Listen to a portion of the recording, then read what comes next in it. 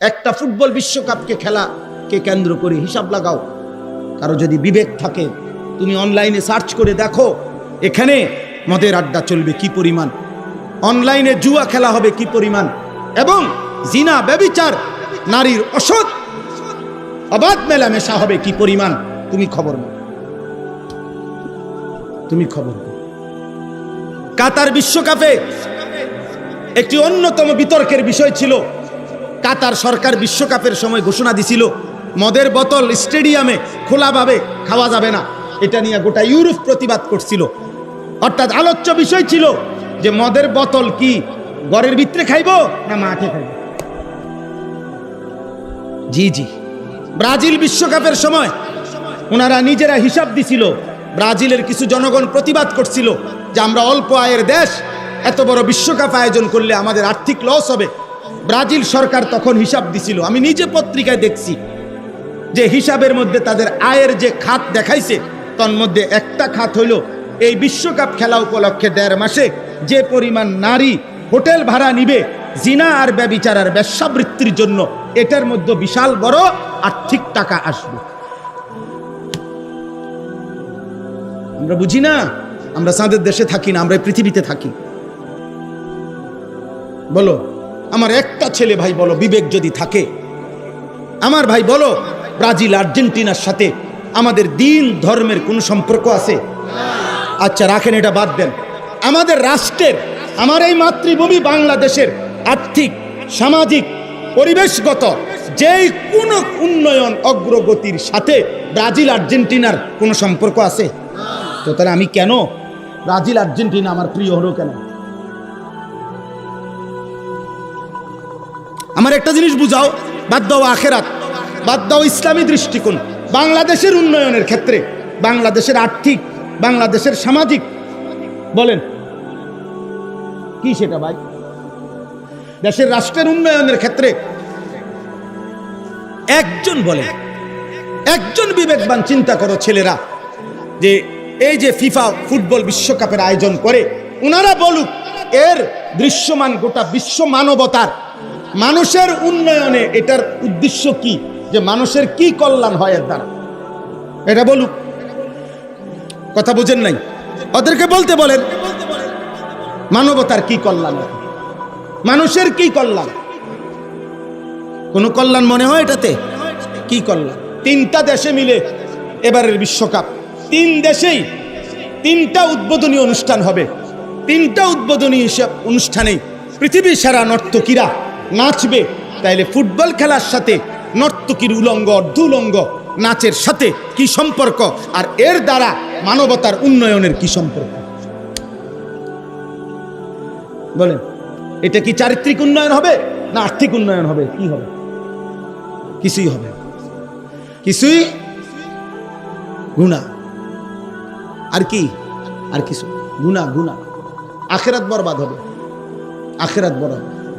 এজন্য মদের আড্ডায় যাইও না বাপ, জুয়ার আড্ডায় যাইও না, নেশার আড্ডায় যাইও না। পচা জিনিস, আবর্জনা মানুষ ফেলে দেয়। এই জন্য যে ছেলেরা চরিত্র নষ্ট করছো, আখলাক নষ্ট করতেছ, একদিন ডাস্টবিনের ময়লার মতো এই সমাজ তোমাকে ছুঁড়ে ফেলে দিবে। তোমার দিকে কোনো কুকুর জানোয়ারও ফিরে চাইবে না, করে যা বেটা, বাদ দে বেটা, অসভ্য চরিত্রহীন বেটা, বাদ দে বেটা, বাদ দে। আল্লাহ আমাদেরকে হেফাজত করে। আপনাদের সবার কাছে আমার অনুরোধ, আপনারা আপনাদের ছেলেকে নষ্ট হতে দিয়েন না, আপনারা আপনাদের মেয়েকে চরিত্রহীন হতে দিয়েন না। বাবা, 14 বছরের ছেলেটা মোবাইল দিয়ে কি করে আপনি কি বুঝেন না? 16 বছরের ছেলেটা মোবাইল দিয়ে 24 ঘন্টা কি করে আপনি বুঝেন না? আপনার ছেলেটার চুল দেখলে বুঝেন না ও আপনারে বাপ হিসাবে স্বীকার করে নাকি ব্রাজিল আর্জেন্টিনার খেলোয়াড়ের সন্তান? আপনি জিজ্ঞাসা করেন, জিজ্ঞাসা করেন, জিজ্ঞাসা করেন, জিজ্ঞাসা। ওই ছেলেরা জিজ্ঞাসা করেন যে তোর গায়ের গেঞ্জি তোর আব্বার গেঞ্জি না তোর দাদার গেঞ্জি? বলেন। তারাও বেটা বসো, বসতে হবে না, এটা বুঝাইলাম আর কি। বলেন আপনারা, একজন বাপ কি এটা জিজ্ঞাসা করবে না যে পুত তুই এটা কি গায়ে দিলি?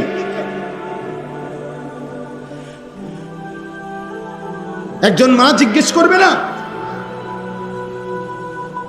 আহা, আফসোসের বিষয়, দুর্ভাগ্য। সবাই মনে করছে ভাত মাছ চাল ডাল, খানা দানা, পেশাব পায়খানা, ঘুম, খালাস, খাও দাও, ঘুম যাও, পায়খানা করো, পেশাব করো, দুনিয়া ভোগ করো, একদিন সিত্তিয়া মরে যাইবা।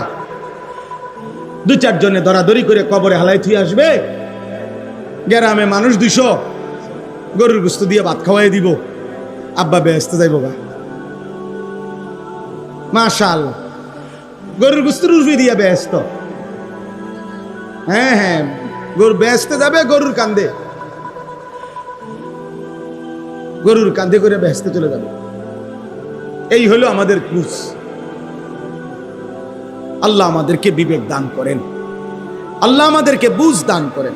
তোমরা ছেলেরা বাবা ভাইবো, একজনই ভাবো, নষ্ট হলে তো নষ্টই হয়ে গেল, পচে গেলে, দুর্গন্ধ ছুটলে এই সমাজ ফেলে দিবে।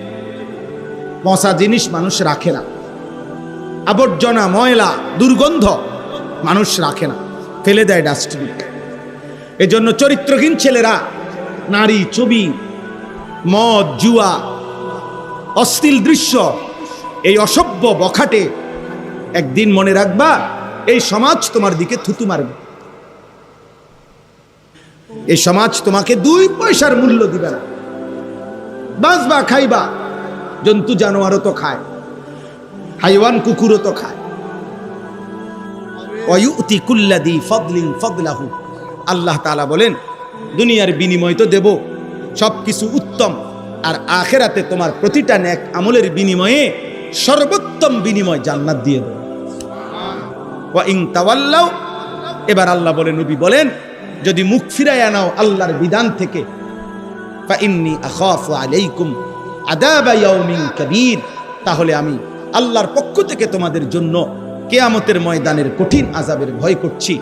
হে আমার জাতি, এই মিথ্যা, চুরি, ডাকাতি, এই জিনা, এই ব্যভিচার, এই মদ, জুয়া, এই গান বাদ্য, মা বোনদের বেপর্দা জীবন, বেনামাজি জীবন, খোদার কসম আল্লাহ বলছে, আমার নবী আপনি বলেন আল্লাহর আযাব আসে, আখিরাতের আযাব হবে, জাহান্নামের আযাব হবে।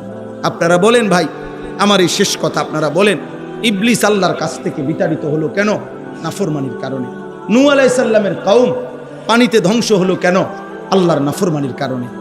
লূত আলাইহিস সালাম, হুদ আলাইহিস সালাম, শুআয়ব আলাইহিস সালাম, নমরুদ, ফেরাউন, কারুন, হামান, যুগে যুগে প্রত্যেক মানুষ নাফরমান। কেন ধ্বংস হইল? আল্লাহর নাফরমানির কারণে। অতএব পাপ, নাফরমানি আমাদেরকে আল্লাহর আযাব নিয়ে আসে। অতএব এই সমাজের যারা আছেন, আলহামদুলিল্লাহ, এতটা গরমে আপনারা এতটা কষ্ট করে বসছেন, সমস্ত ছেলেদের কাছে আমার শেষ অনুরোধ, আব্বা, শেষ আমার কথা, প্রত্যেকেই একটা নিয়ত করেন যে ফজরের নামাজ পড়ব। বলেন ইনশাআল্লাহ, বলেন ইনশাআল্লাহ। আত্মামান, আমার একটা কথা মনে রাখবেন, ফজরের নামাজ হলো ভিত্তি। ফজরের নামাজ একজন মুমিনের বুনিয়াদ। ফজরের নামাজ একজন মুমিনের খুঁটি। এর জন্য হাদিসে আছে, নবীজি বলছেন ফজরের নামাজ পড়া মুনাফিকের জন্য কঠিন। বিশুদ্ধ হাদিস, ইমানদারের জন্য সহজ। এজন্য ফজরের মুসল্লি, তার ঈমান মজবুত। আলহামদুলিল্লাহ, আলহামদুলিল্লাহ। হিম্মত করলে পারবেন। আপনার মোবাইলে অ্যালার্ম দেন, আপনি অ্যালার্মওয়ালা ঘড়ি কিনেন, আপনারা সবাই একজন আরেকজনকে ডাকেন, আল্লাহ বরকত দিবে, আল্লাহ তৌফিক দান করেন।